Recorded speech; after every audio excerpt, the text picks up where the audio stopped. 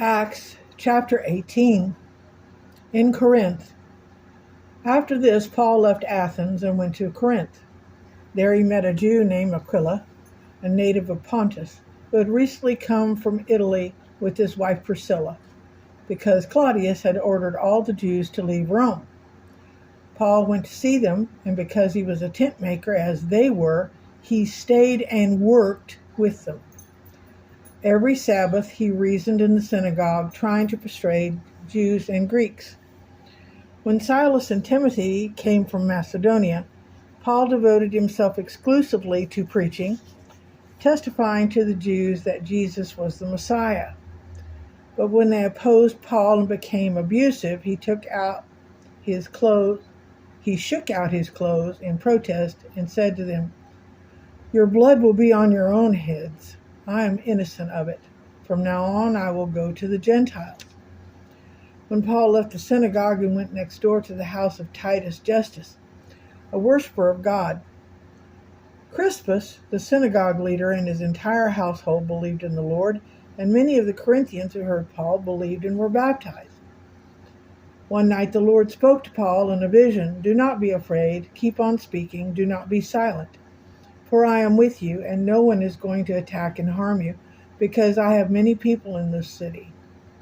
So Paul stayed in Corinth for a year and a half, teaching them the word of God. While Gallio was proconsul in Achaia, the Jews of Corinth made a united attack on Paul and brought him to the place of judgment. This man, they charged, is persuading the people to worship God in ways contrary to law. Just as Paul was about to speak, Gallio said to them, If you Jews were making a complaint because of some misdemeanor or serious crime, it would be reasonable for me to listen to you. But since it involves questions about words and names in your own law, settle the matter yourselves. I will not judge of such things. I will not be a judge of such things." So he drove them off. Then the crowd turned to Sosthenes, the synagogue leader, and beat him in front of the proconsul, and Gallio showed no concern whatsoever. Priscilla, Aquila, and Apollos. Paul stayed on in Corinth for some time. Then he left the brothers and sisters and sailed for Syria, accompanied by Priscilla and Aquila. Before he sailed, he had his hair cut off at Caesarea because of a vow he had taken. They arrived at Ephesus, where Paul left Priscilla and Aquila. He himself went into the synagogue and reasoned with the Jews. When they asked him to spend more time with them, he declined. But as he left, he promised, "I will come back if it is God's will." He went up to Jerusalem, greeted the church, and went down to Antioch. After spending some time in Antioch, Paul set out from there and traveled from place to place throughout the region of Galatia and Phrygia, strengthening all the disciples.